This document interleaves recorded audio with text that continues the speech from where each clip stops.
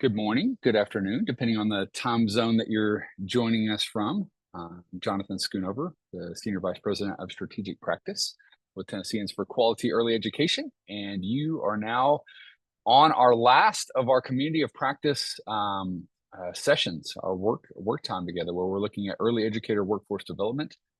Today, we'll be discussing the CTE partnerships, specifically the Dyersburg State Community College example. I'm excited to have some great information for you about how we can continue to process thinking about early educator workforce development and what we can do to take examples from across the state and kind of plug those in your community. Zooming out, as you guys all know, Tennesseans for Quality Early Education is a nonpartisan coalition of advocates for Tennessee's youngest learners. Mission is literally focused on policies and practices that ensure that all Tennessee children birth through third grade get that high quality care and education that they need to power our state's future. We've got the Bright Start Tennessee Network was started as a part of this to help us to be this statewide network of community partnerships to help close achievement and opportunity gaps for children from birth through third grade. And we are now in 8 communities across the state, reaching 62.5% of the state of Tennessee's population with our first initial cohort of 6. And then we've added 2 more, one in South Central and one in Upper Cumberland. Excited to have many of you on the call from around those regions today. And you know that we've got as a North Star this third grade reading and math proficiency. But to get there, it takes kind of all 3 of these domains functioning well across the board. High quality birth through age 8 learning environments, health, mental health, and development all being on track beginning at birth, and then supported and supportive communities, families and communities. And this is something that we track as we look across the board with these 5 measures of success from each of these 3 domains, giving us 15 total measures of success. And today we're going to be looking at the CTE example that really is a critical part of kind of building up the workforce across the board and helps us in a lot of ways. So I will stop sharing my screen. Would love to just welcome you all. Glad that you're all here and part of this. Let's do this. Do you want me to, you want me to spotlight you guys, or are you good as we are where we have all the screens? What do you prefer? Oh, let's spotlight them. They're our fabulous, amazing guests this morning. I'd say give them the spotlight. Sounds Make good. it a great, well, not me. I'm adding everybody here. There you go. Oh, all right. Awesome. Good. Welcome, everybody. Happy Friday. Thanks for being here. I have been really excited about this session.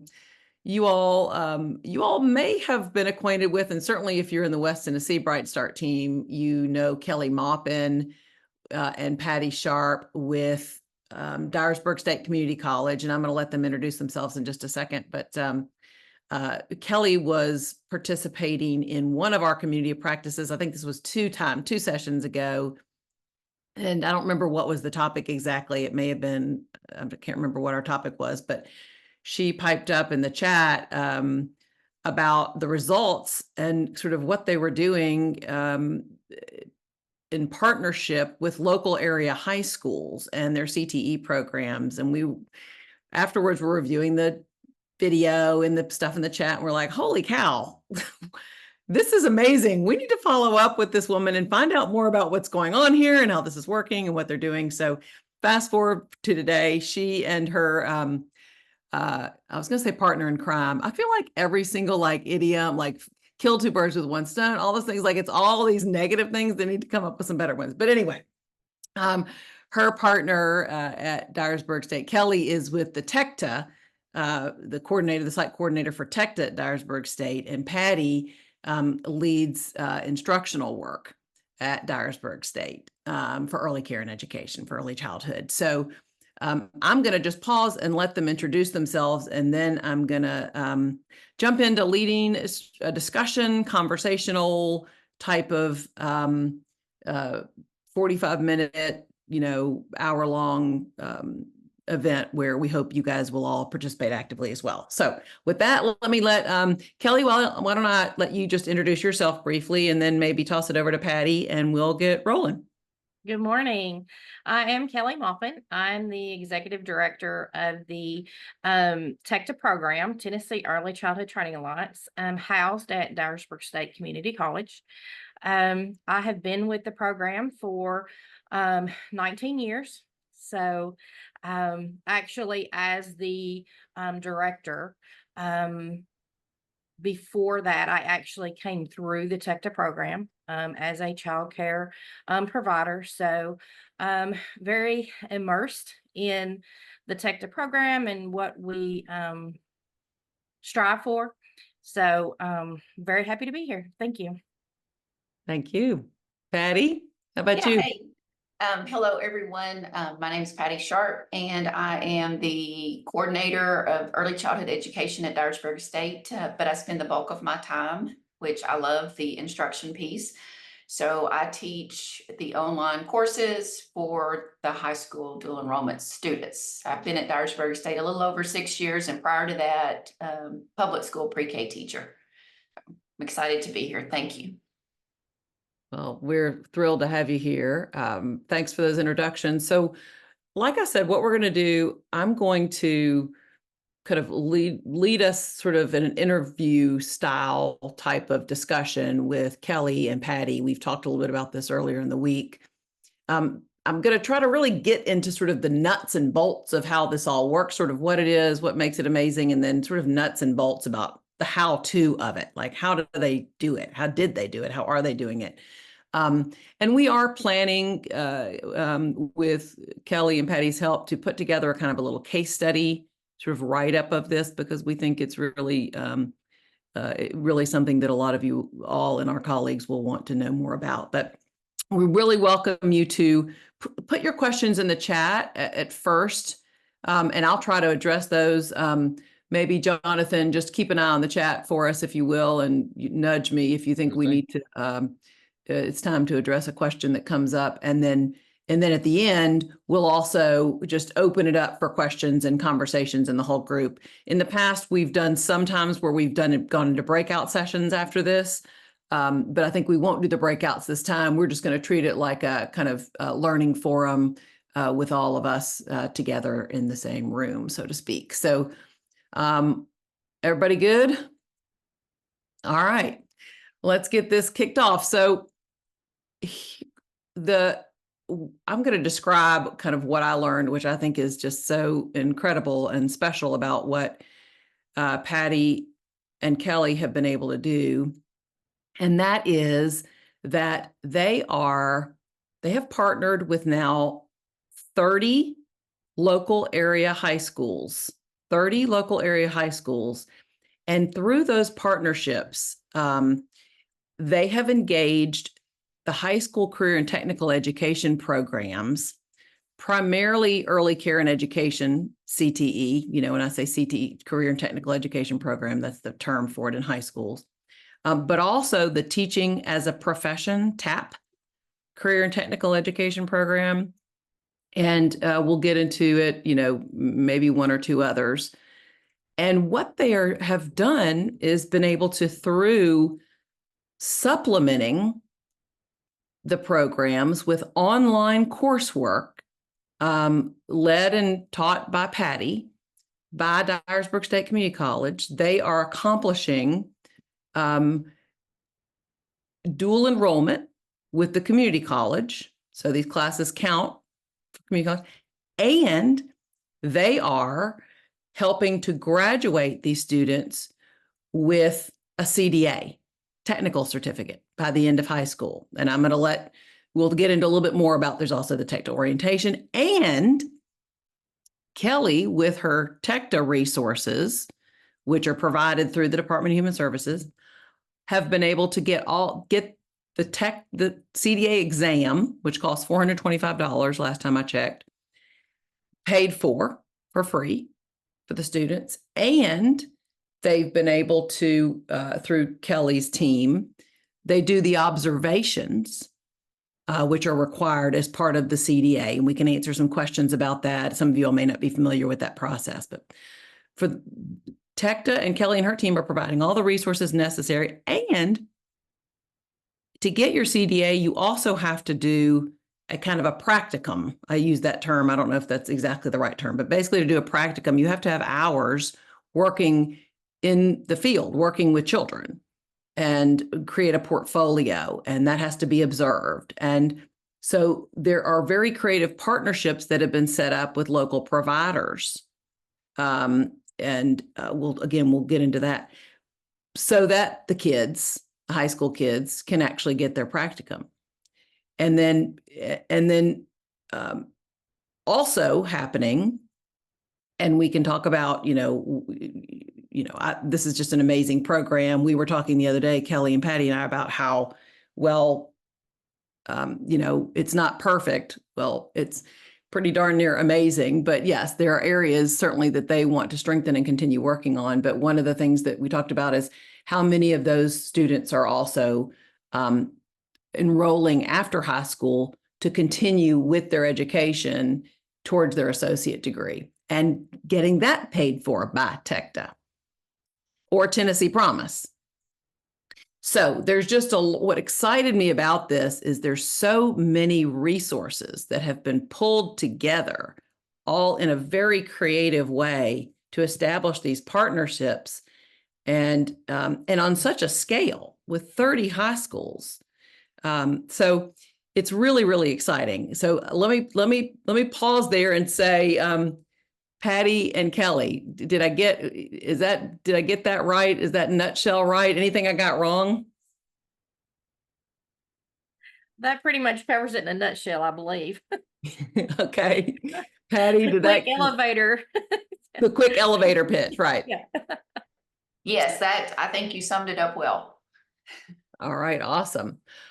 Well, tell us a little bit about, and maybe I'll start with the partnerships with the high schools. How have those been established? How did you get those going? And who are you talking to? And who makes that happen? Well, to be totally honest, our former president, Dr. Karen Boyer, was one of the strongest individuals that supported our program. So she was in these high schools long before we ever entered and things like that. So she planted a lot of those seeds. But we have been working with the school systems, the individual classroom teachers who assist with the CTE directors and administration of the various schools, and even up to the superintendent. Just depends on the school system and who they need to have at the table at the time of discussions. And we go in and we meet with them and we pretty much explain to them what we have, what's available, all of the free opportunities for their students, and we develop a plan that will work for that particular high school system, that type of thing. And then we launch with them. That's awesome. So I know and appreciate that your predecessor did a lot to lay the groundwork, but you all have also grown the program. And I know that, what I think is of note is that it takes someone like yourselves doing the proactive outreach to whether it's the principal, or you told me, or a superintendent, or maybe your entry point is just connecting with the people in charge of the CTE program. You kind of told me it's different case by case, and you kind of just have to go in and say, hey, just want to talk to you about what we can offer, and let's figure out how it could work at your school. Is that about right? Yeah, and we attend every college and career fair that you could imagine. We host twice a year a CTE information session and invite all the CTE directors to attend. We present at that. Patty's there to present. We have people from Dyersburg State Admissions, so that we lay all the process, everything out, for them. So we offer that a couple of times a year. We've now been attending even 8th grade parent night and just all kinds of community events just to spread the word. Love that. And just a quick note to everybody on the call, every single one, most of you all are probably pretty familiar with TECTA, the Tennessee Education or Early Childhood Training Alliance. Is that Yes. Tennessee Early Childhood Training? And each, it's headquartered, so to speak, at TSU, Belleville Weathersby. Some of you may know Belva, heads up sort of the TECTA program. TECTA is funded through the Department of Human Services with federal dollars to support childcare. And every single one of our, well, almost all, most of our community colleges have a TECTA office and a site coordinator that is Kelly's counterpart. Is that right, Kelly? We have 8 sites across the state. 8 sites. And each site feeds into every county. So we reach all 95 counties through the 8 sites. Great. Yeah. So every single one of our Bright Start communities, you all have a Kelly. Might not be Kelly, but you all have a site coordinator, TECTA, at your, just, as part of the resources of your community that could be doing this. You all also, most of our community colleges have a Patty and someone who is leading the early childhood instructional work at the community college and the technical and certificates and degree programs. And Patty, bringing you here into the conversation, tell us a little bit about kind of how a program, say the Early Care and Education CTE program or the Teacher as a Profession CTE program, how do you work with those programs? And you tell them a little bit about your online courses, kind of how that all works. Maybe just describe a little bit about that. Okay, sure. I do want to back up because Kelly kind of, she talked a little bit about those informational sessions that she hosts a couple times a year. And I want to emphasize how critical that piece was in the beginning. So when she started reaching out to the high schools and began to get interest because of the EPSOs, that's a part of the funding formula for the high schools. And she began to sort of put the puzzle together, letting high schools know, we can offer this and you're going to receive so many EPSOs for your school. Patty, do you mind just explaining, just say what an EPSO is? Oh gosh, I don't know what the acronym stands for. Kelly may know, but it's funding for students' completion of CTE type programs. That the high school gets additional funding for Early those post-secondary opportunities. Yeah, there you go. There you go. Early post-secondary opportunities. So Yes. paying for their community college coursework. Yes. And there's different tiers to that, and high schools, they speak that language because it's a funding source for them. And so when she began to talk to them and there began to be quite a bit of interest, her brainchild, and this is her brainchild, with offering those informational sessions and putting that together. And what transpired from that was the schools that we were in, that we were already teaching, and we had a few students at that time taking those dual enrollment courses through Dyersburg State upon completion of their help me out, Kelly. I've lost my word. Orientation. Sorry, there it is. Upon completion of their orientation. So what happened? All those people were in the same room together. Various components of the different schools, whether it was the CTE director, the high school instructor, the principal, the superintendent, and they began to hear the success of the schools in the program and the simplicity of it, and then what the school was getting out of it. And so that sparked additional interest. And I really do think that things sort of took off from those original informational sessions where everybody came together. She did it at the sort of the end of the school year. We did it as a breakfast kind of set up, and where all the people were there to help the high schools see the connectivity. And so if you're really interested in getting things going, I would highly recommend that type of format.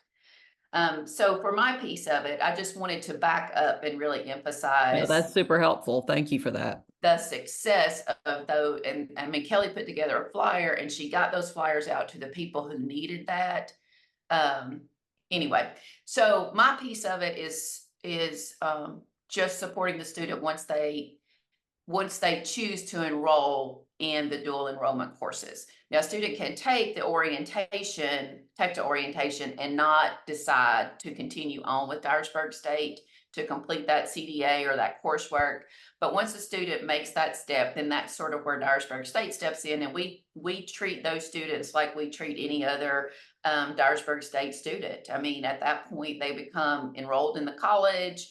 They take the online course that we have developed for that particular course. We do not change the course instructional materials.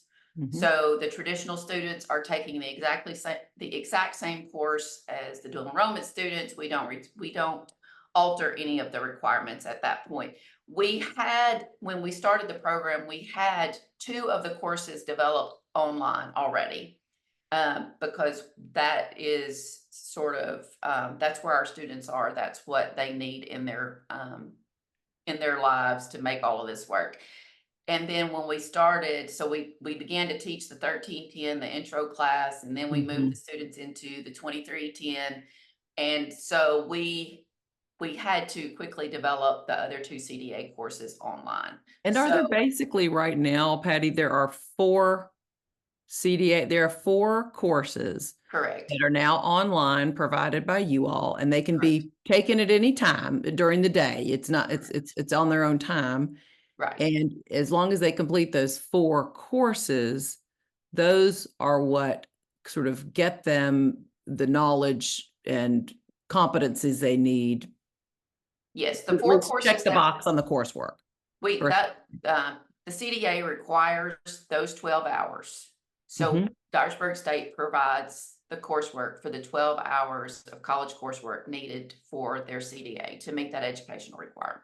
And meanwhile, these students who have enrolled in this, they're also enrolled in a CTE sort of course. So they have an instructor there, whether it's a teaching as a profession instructor or the early childhood instructor. They have an instructor, but they also might be doing the coursework either supervised, like in a supervised study hall by that instructor, or you mentioned they may go to the library during study hall or whatever and have a kind of proctor, if you will, all together, but they're doing it on their own time. Yes, that's correct. And not dependent on the instructor there, but they're supervised by an instructor. Correct. And they really may not even have a time during the day to work on it. They may just be independently doing it. Okay, let me, there's some things coming up here in the chat, so let me make sure I get these. Okay, we got a good question. Might as well just go ahead and ask it. I think we'll probably be getting to it. But how do we as an employer, this is Jennifer Kelly, how do we as an employer coordinate these resources to our advantage? Is this something we must first work to partner with TECTA for? So talk a little bit about, the engagement of employers around this that you all know of, like for the placement that's happening. How does that take place for the practicum? How do they match make with area employers for the practicum, and then maybe for, after school? So we meet and work with area employers that are interested in allowing these students to come in. They are not in ratio by any means. They are there to observe, to learn, those types of things. And so we make those things very clear to the employer. We have students that will go to private child care facilities in the area. We've worked with the area Head Starts and early Head Starts. And we do have some that go to the pre-K programs within their school system because of transportation issues. It's right there in the same building or within walking distance, and they can go. So again, we tailor that to that particular school system, the needs of those students, the resources that we do have available. But we reach out to the area employers Mhm. and just develop a partnership and find out if they're willing to assist, and we go from there. Many of them end up hiring some of these students part-time, so they'll go after school and work. Some of them have gained employment after getting their CDA.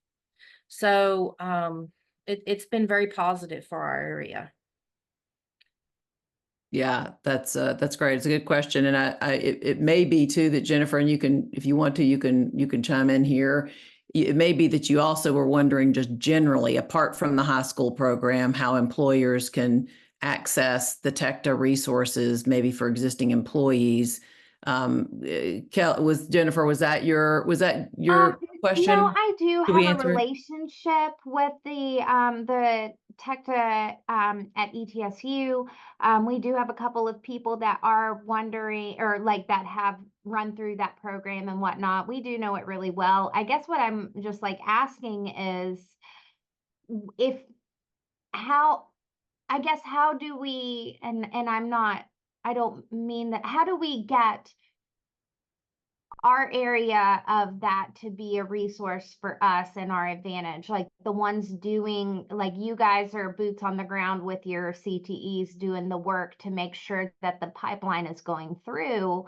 Like how do we do that? Because other than, like I said, other than literally me just trying to call CTEs with teaching as a profession, because there's only one early childhood education in our area and it's 45 minutes away. It's how do we get to the point that we can establish a relationship with these CTEs that will then, provide us with employees? Got it. That's great, Jennifer. And that's exactly why we are hosting this conversation, with the idea of sort of sharing and helping others. And in fact, there's a follow-up question from Jennifer Goncalves that says, Kelly, are you training any of the other Technosite coordinators to start organizing and leading CTE information sessions for their service area? So it sounds like along the same lines, how do we spread the knowledge and share? And you may have some insights into that. And so we are working on this initiative statewide. Some areas are picking up faster than others, and that's really up to the high schools. And it does take some time to get your foot in the door. And so a lot of them are in those development discussions and things like that. We do have some areas that, the school systems are just resistant or not really understanding those types of things. And so state management is kind of helping and assisting. We have an individual now that's over this particular area. And so she's trying to make connections and help get some things started. So we're hoping that it will take off and things will launch statewide. It's just a slow go. I mean, it's taken us several years to get to this point. I would say too, one of the things that happened locally in West Tennessee was sort of this kind of a personal note. I have a very good friend who's a director of a child care center and struggles all the time to keep and find quality staff. And at a point of frustration, she reached out to the mayor's office and to the Chamber of Commerce. And through that process began to get some things going, because her, at her frustration, it was, you keep bringing businesses and manufacturing and jobs, but I can't find staff to keep these children. So I need, at some point, this has to be a part of the conversation with all. And so that began to spark conversation in our area with high schools that had been more resistant. And those conversations were coming from community leaders. And so I do think that might be just a thought. but it does require all of those pieces sometimes to get schools to understand the needs in the community. Patty, you had mentioned earlier how important it's been to be out in the sort of community at the job fairs, at the school, Kelly, you mentioned the 8th grade sort of orientation or whatever it was for students. And I do hear a lot from state Department of Education and otherwise that districts, when they're considering school districts, when they're considering which of the CTE programs to put in place, they're looking at, well, what's the demand sort of from employers? What are the wages? And our schools and, our parents and students kind of asking for it. So I think it's kind of, there's a demand side of that comes into the equation. I know. And I know they have to pick and choose. One of the things you all have done is kind of made these episodes. You've made this online. You've made it, where they could do teaching as a profession and add this, which I think is part of the secret sauce of what you guys have done. And you've made it online. So that's, but is there anything that you would add to that demand side beyond kind of what you've talked about as far as sort of getting students, getting employers interested, helping the employers connect them to the schools, so that the schools hear from employers like, hey, are you turning out any folks with CDAs that we could hire? Anything you'd add? I do think that the online piece is a huge component to the success of the program, because there, in one course, in one section, there will be students from 8, 9, 10 different high schools. So, we're not having to have enough students to make a course. So if the high school just has 2 students, that's fine. 2 students can hop on to the online course and it works. So that's just been a huge piece of it. Yeah, and they don't necessarily have to hire an instructor specific. They do not have to They don't have to at all. Right. They don't have to hire anyone because I manage and teach the course. So the qualifications for the high school teacher are not a part of the formula. It just doesn't matter what their qualifications are. Right. And that we hear that that's often the barrier for hiring, for putting CTE programs in place. A lot of times it's, well, we really can't find the instructors. It's, hard to find them. But you've eliminated that issue. Yes, we've completely eliminated that issue. And then we've hired an additional full-time instructor that will start with us in the fall. And the goal is to be very available during the school day for the student. So if there's questions that come up during their class, I can easily Zoom in and speak with the whole class, talk them through certain projects, those kind of things. And so we just are very flexible in meeting their needs and meeting them where they are and making it. Classroom teacher calls a lot of the shots in these schools. And so we don't want to add additional work to that high school teacher. So we try to make it as painless as possible. Seamless as possible. There was a question that was on here I saw just a minute ago. I'm wondering if sites that take practicum students are given a stipend. If not, is that something TECTA is considering? Because we've talked about that as well, because our traditional students have 2 practicum students when they get closer to their completion of their AAS. And so I'm going to let Kelly address that piece. Right now, the classrooms or the employer does not per se. TECTA is venturing into the pre-apprenticeship program.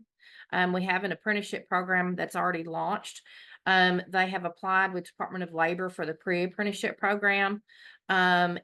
If a student is enrolled in that program, there are stipends and things. The program pays for that student's wages. There are some things in the works, but as for right now, there's not a stipend in place for them to say, yes, we'll take them and take some money to go along with it. We just don't. Right. Is there, actually, just follow up on that. Are there any situations where it would be appropriate or make sense for the students to actually get paid? Or it's really just kind of a mutual understanding? You mentioned they're not part of the ratio. They're not intended to be having responsibilities, so to speak. They're there to learn. If they are employed there, because some of them do gain employment through these observation opportunities. So if they're employed, then yes, they would be in ratio. They'd be receiving, their weekly paycheck and all of those things. But as just a typical high school working on my hours, observer, Right. there's not. Okay. Got it. That makes sense. So back to the someone asked a question about the online course. Let me see. Is the online course the same course, this is Beth, used at the community college, or is the course specific to high school students? It's exactly the same course. We do not change course requirements. We are accredited through the National Association for the Education of Young Children. And if the course happens to have a key assessment in it, then the high school students take the key assessment. Because our philosophy is that our courses are all stackable. So if they complete the 4 CDA, the courses required for CDA, and then they want to continue on, those courses also stack into the technical certificate, and all the technical certificate courses stack into the Associate of Applied Science degree. And so we don't alter the courses because the expectation is that they would continue their education, and we want the foundation to be the same across the board. And follow up on that, the online coursework is, I feel like someone told me that this online course, is Dyersburg State the only one offering the coursework online, or are the other community colleges all able to offer it online? Yeah, the bulk of the community colleges have them online. I work closely with my peers across the state, all excellent programs. And they are also accredited through NAEYC and have online course options. And these are the 4, and these they're paid for, back to where how they're paid for. There's coursework that is community college coursework that meets the 4-course requirement for a CDA, and high school students are taking it. And the way it's paid for is that the high schools use their EPSO money. Is that right? Their early post-secondary opportunity, or they use some money to pay for it? There's some, what is the money they use to pay for that? Pay for the college course? Yeah. So some will use the dual enrollment grant. There's a dual enrollment grant. Yeah. For high school students. And so a lot of them will use that dual enrollment grant. A student is allotted so much per year. So if a student reaches their max, that's when TECTA may step in and use our funding to help pay for that course, so that it's still absolutely free for the student. Perfect. Love that. Okay, great. And so this online course theoretically should be available from any community college in any one of our Bright Start communities across the state. We have a couple of community colleges that do not have the early childhood program.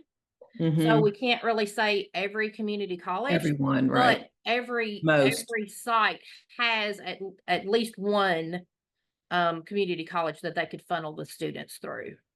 That's right. And we just a little shout out notation, Jonathan, maybe you want to put it in the chat, but we put a resource together last year in September that it lists all the different sort of training assets in our state for early childhood. And we talk about which of the community colleges have that and links to the programs on their websites and whatnot. So that is all available in a resource document that TQE produced. It probably could stand to be updated. We're almost coming on a year, but Jonathan, you may want to, if you have a second, or if you can find it, put it in the chat for folks. We got another question. When high school, here's from Jennifer Kelly again, when high schools in the area very exclusively have teaching as a profession as opposed to ECE, what is the difference in level of attrition? And Jennifer, are you asking there? So we know that high schools, in fact, many, I think, have been, I know this anecdotally, I can't confirm this with the data, but we saw some data last year that seemed to indicate this, that high schools were shifting to offering the teaching as a profession. And because high schools are resource constrained, they were choosing that instead of the early childhood one. That Yes. concerned us, but So is that, like Jennifer, is that kind of what you're getting at? Yeah, so like I said, there are 2 high schools in our 21 county service map that the YW serves that actually has early childhood education as a CTE. And one of them is in Virginia, and I've been working very closely with them. But the other one, again, is a good 45 minutes away. And I know that because that's where I live. But it's very difficult for them. Like, they don't want to drive to Bristol from Johnson City Sure. to come and interact in this early childhood, setting. So I guess like my question is, when we look at teaching as a profession, a lot of times they're looking specifically in that like elementary and not necessarily early childhood like we're using. So what, like, have you had a significant amount of success with these teaching as a profession going into these childcare roles that are needed under that ages that Head Start serves? So this might help. Of the 30 that we are supporting right now, only 2 of them have an early childhood concentration. Okay, that's great to know. Thank you. And Jennifer, what I think is part of the magic of this, because we were running we were noticing what you are experiencing. And I think part of the reason is that high schools have opted into teaching as a profession as opposed to early childhood is the limitation, constraint, trying to find instructors. For the early childhood one, you actually have to have somebody with the early childhood credentials and experience. Understandably, with the teaching as a profession, my understanding is you really just have to have an instructor who, not just, but an instructor who has pretty much any teaching degree, any endorsement, a teacher's license, and any endorsement can teach it. So it's much easier for even existing teachers at the school to teach it. Kelly, if you think I'm off the mark on that, let me know. That's kind of what I've heard. I'd be curious if that's your understanding, and Patty, yours too. Well, and the high schools are technically able to reach more of their students. If you go birth to, 3rd grade, you're going to reach more students than you are birth to 5. Mm-hmm. Right. But the magic of what you guys have done is you've been able to turn TAP programs into TAP with an ECE concentration, basically, so that they actually are getting the coursework and their CDA online without having to travel for it or whatever the case may be. So Jennifer, maybe that's part of the solution, with the high schools in your area that are doing TAP. Well, and I want to add this also. So the students within our coursework, every course requires some type of field observation activity, or some type of coursework.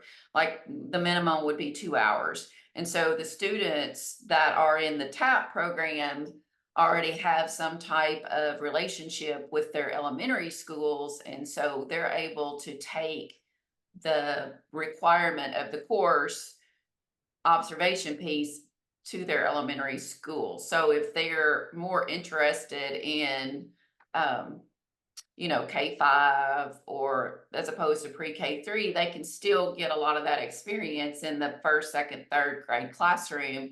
So if I have a project that is a nutrition project for a toddler, then I may allow them to do that same project within a 1st grade classroom, like still assess the menu and observe students during meal times and those kind of things. We just sort of, and I'll do that even for traditional students that are more interested in a certain area.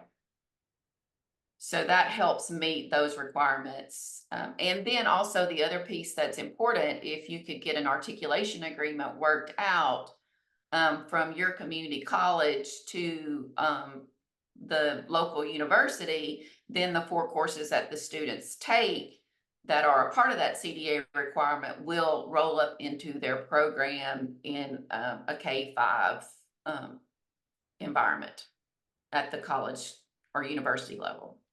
So if I may ask, when they're, looking at the couple of options that they have, like, do you see more with that teaching as a profession? You said with the extra ECE piece, but they get to see the whole picture and finding out that just dollar for dollar that you're going to make more money doing that K-5 than you are that early childhood education piece. Is that something that shifts their perspective? I mean, I know that there are always going to be children that love or people that love littles, and that is something I'm very grateful for. But I see where it could be not necessarily beneficial when looking at the numbers, if that makes sense. We've actually seen it shift the opposite way as well. You have Okay. a student that comes in and they are dead set, they're going to teach 2nd grade and that's what they're going to do. And then after they, work with all the different age groups, they decide, you know what, I like infants a whole lot more. They don't talk back. They don't, you meet their needs and you get to play and those types of things. So it's actually, we've actually seen, a little bit of both. That's fantastic. Thank you for answering my questions. Jennifer, another thought on that is that, not every student graduating from high school is sort of quote unquote bachelor degree bound. And one of the wonderful things that I think that this offers is sort of an access point kind of through community college to get credentials sort of as stepping stones. And, you start with your CDA, then that rolls over and provides credits already for you towards your technical certificate and then towards your associate degree. And, that can take, particularly if you're working, 2 to 3 years to accomplish. And during that time, you're not eligible to be a, licensed teacher. What you are eligible to be is a provider of childcare, a childcare provider, an early educator, prior to being a licensed teacher. And so, and we've had this kind of similar discussion, obviously K-12 teachers, pre-K-12 teachers are just paid more than the field of our 0 to 5, generally speaking. That's not always the case, but generally speaking. But it, the idea that from our standpoint, and what I love about this is that it's a pathway that can lead then next to bachelor degree through articulation agreements, and you get your associate's degree and you decide you continue to want to move on, but you may not, and it just may not be for everybody. Well, I have an example for that. We have a couple of students who earn their CDA and they have decided that they are not going to continue their education, but they have both gained employment within days of receiving their CDA. And so we have one that's going to be rocking babies. And then the other is going to be a paraprofessional in a pre-K classroom. So we're seeing that. And then we're also seeing individuals who only take the orientation complete there, and they do not move on taking the dual enrollment courses, but they have that completion certificate, and they're going and getting part-time jobs with the childcare facilities and things like that until they graduate, and then they're being hired in as full-time employees and that type of thing. So we're seeing a wide variety with the success for the students. That's great. Let's see, what else?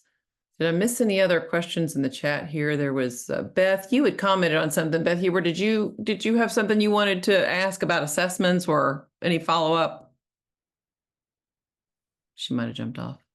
No, I'm still here. No, I didn't. I was just wondering. I was just thinking at the college level, key assessments are kind of hard to teach and to support the students. So I was just trying to imagine what that looked like for the high school students. So I was just thinking about that. Yeah, Patty, do you want to comment on, I know we talked a little bit the other day about just the question of the issue of persistence and kind of supporting the kids both while they're in high school to complete your coursework, but also the issue once they're in sort of quote unquote community college full time. Just, we know there are challenges that get in the way, and a lot of our folks aren't completing their associate's degree program. They're dropping out for whatever, financial issues may come up, or, a car may break down and it just may feel impossible to sort of secure transportation to continue, or a family issue or something. So talk a little bit about that, persistence and supporting students. Okay, sure. Yes. And to answer Beth's question, yes, those key assessments, and what she's talking about are key assessments for the NAEYC accreditation. And that accreditation is no joke. It is very challenging to receive and to maintain. But with the key assessments that have been housed in the 4 CDA courses, we do an enormous amount of hand holding that I call just a lot of support. And so I'll record a lot of videos and help break down those large assignments into manageable sort of chunks at a time, so that students can sort of see how to pace themselves through that. The goal beginning in this fall semester is to move all of those key assessments away from those first 4 courses, because really they should be housed in our upper level courses anyway. But what Dyersburg State ran into in the very beginning as a small college is that we didn't have enough students to offer all those upper level courses. So offer those key assessments in those upper level courses. And so we had to move them to the sort of entry level courses. And now that our program has grown and we've worked with our sister community colleges across the state and sharing some key assessments and a lot of different things behind the scene, that we're now able to move those away. And that is a benefit for all students, not just high school students, because that's just like taking your very first college course and all of a sudden there's this 15-page project that's in it, and you're just like, well, that's too, I can't do that, so I quit kind of situation. But to go back to sort of the original piece of that is, with the high school students, the dual enrollment students, we do offer an enormous amount of support all along the way. And so to say that it isn't time consuming would not be valid. It is time consuming, and it does require interaction with the classroom teacher. I'll consistently email the classroom teacher and say, Jane hasn't submitted this project, or she's not been online for 4 days, and those kind of things. And so there's just a lot of open dialogue and communication between myself and the high schools, the teachers or if it's a guidance counselor or whomever, because the goal is the success of the student. And I never want to see a student fail because they just kind of quit. And so we do offer a ton of support. When they send me an email, I answer it as quickly as I possibly can. Their work days are 8 to 3, and I try to really be receptive and responsive to that. So so we do the work to build those relationships. And we do have a great relationship with our high school instructors. That's awesome. And obviously part of, such a crucial part of making it all work. Is let's talk a little bit about some of the numbers. So you all, did I get that right? Kelly, y'all are in 30 high schools now. And, roughly, is there an average per school, or maybe, how many per year, are graduating kind of thing and participating? So with the dual enrollment piece, we really started seeing students in fall of 22. Since that time, we've had 207 students Wow. take at least one dual enrollment course. Wow. And this past year, we had 13 complete all 4 courses and were eligible to apply for their CDA. Got it. 13. And when are they taking their course? Is it like, do you do it your sophomore, junior, and senior year, your junior and senior year? How does that work? But most of them are taking it their junior and senior year. We allowed a few sophomores. We've learned a lot of lessons along the way. But most of them, it's their junior, senior year. Got it. And so they take basically one course a semester kind of thing? Yes, yes. One of the 4 courses each semester. We do have some special circumstances, but again, that's very special and tailored to that individual student and their needs and that type of thing. They usually will take the Tech to orientation their freshman or sophomore year. Yeah. Bridges them into the funding and things that Tech can offer if they need it along the way for their junior, senior year and beyond. Got it. Because we do have students that continue after high school graduation, and of course they're eligible for the Tech to funding as well. Mm-hmm. That's great. Well, are there any things that actually, I really, if you wouldn't mind, I would love to, it's on topic, sort of off topic, but the story you told about was it the football player? The football player. Yeah, just Yeah. the value of you when we think about, well, gosh, how many actually graduated and got their CDA and went into the field, and are there, there is the reality that there are so many other benefits of having gotten this education. So exactly. So that's speaking to the Tech to orientation. We've had 519 students complete that orientation since 2022. And that's high school students, you mean? High school students. And the orientation, it's like, that's the 30-hour. 30-hour. Yes. That's where you have to, your basics, basically. Yes. They're 10 modules. And as we say, we touch just the tip of the iceberg. And then they take deeper dives into many of those topics, taking the 4 courses. Got it. And so, and that's what unlocks the funds for them. Like they have to take the orientation in order to unlock the funds, be able to proceed with anything else. Okay. With Tech to support. With Tech if they choose not to go that route, again, we assist those students with finding that grant funding and some things, but it's much easier if they go and take the orientation.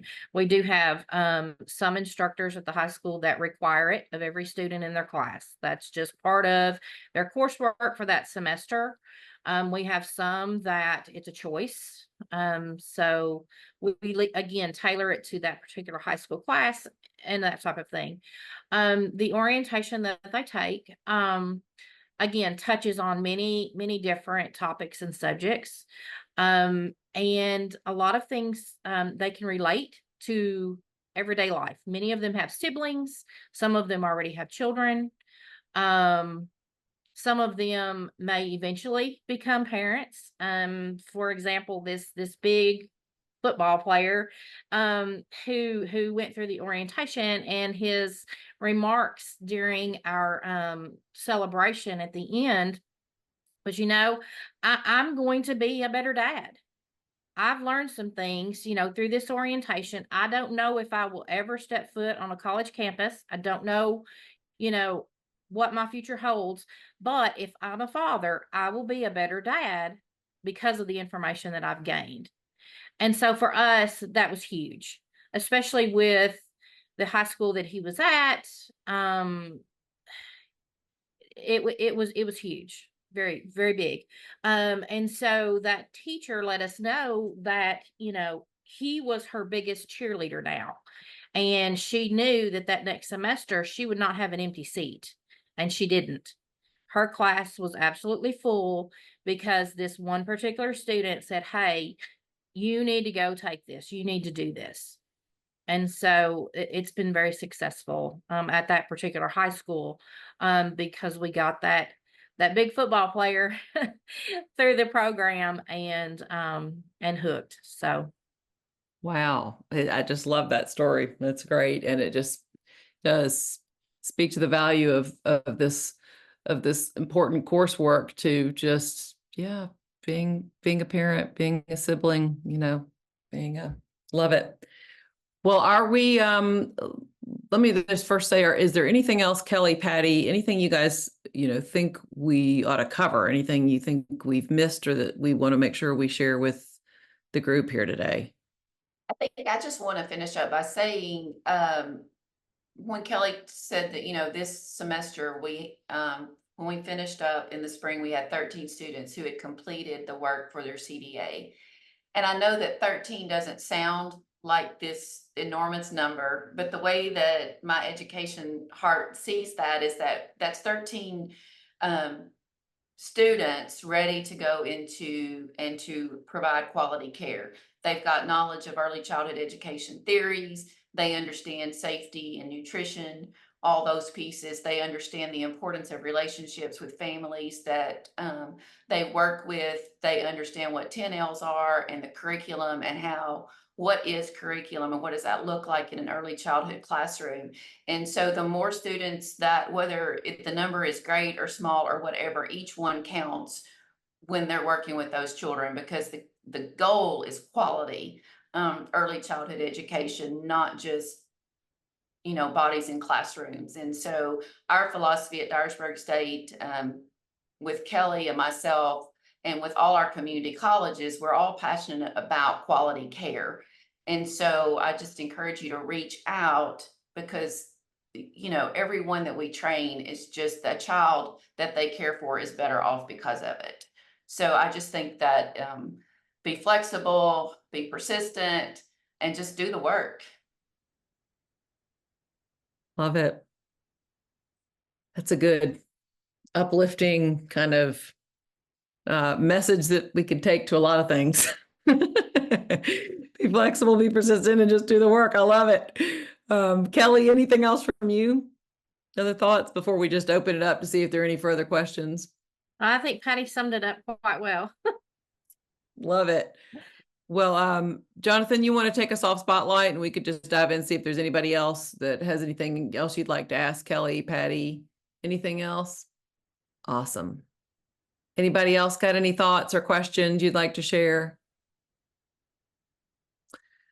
Well, with that, I think I will say one thing. Oh yeah, yeah. Just to the group, that if you have questions, feel free to reach out. I can help link you with the TECTA site. We can answer questions. We can make it work and help in any way. So don't hesitate. Thank you. Thank you for that, Kelly. And we'll send your we'll provide your contact information, if that's all right, when we send out kind of our recap and, you know, video of this to folks who've missed it as well, so that they'll have that. And if there's anything that we can do to support you and Patty and to help, you know, sort of spread the word further, you know, to other communities, to some of your counterparts, we're excited to do that. We're certainly going to be, again, putting together a little case study and sharing that broadly. But you're gracious and to sort of make yourself available. And it sounds like you guys are already having conversations with other communities, just trying to support them. Well, I know Belva Weatherby will be pleased that we had you guys on here, and I remembered, I swear it was like 2 years ago that I remembered her saying something about now it's clicked. It was like Dyersburg State. There's something great going on there. Like you ought to talk to them. So anyway, thank you all again for being here so much. And I think with that, Jonathan, I think we're concluding that section of our agenda. Yeah. Thank you for having us. Well, appreciate Yes, you thank both. you. And yes, I can confirm that Miss Belva has already responded to an email to me just saying thanks again for highlighting the wonderful work that TECTA is doing, and just excited to kind of continue to spread that information across the state. So thank you all for this. We're going to do something a little bit different as we close here, and we're going to give you about 50 minutes back to your day on this. This kind of wraps up our last community of practice for the early educator workforce piece, and just want to let you know that normally we wrap up with a survey in time here, but we're going to send a larger survey out. So look for that next week as we kind of close out this community of practice. We want to see from you all, what has been valuable, what has worked, what hasn't worked, so that we can kind of close this out and figure out what do we want to do from here. Do we want to do more lunch and learns? Do we want to have more specific community of practice times? What does that look like as far as success in regards to us giving you a value add to creating more spots for children through workforce development, and just looking at overall, what are the topics you want to talk more about? Are there things that you want to learn more about? So anyway, we will follow up on email next week on that with a survey. Take 5 minutes, fill that survey out, and let us know how we can make this helpful and informative to you as we move forward. With that said, we're closing this thing out and we are ready to go. So I would like to thank you all again for all that you've done to participate in this. And thanks again to our special guest speakers today as we close this out. Thanks, Kelly, and thanks, Patty. Thanks y'all so much.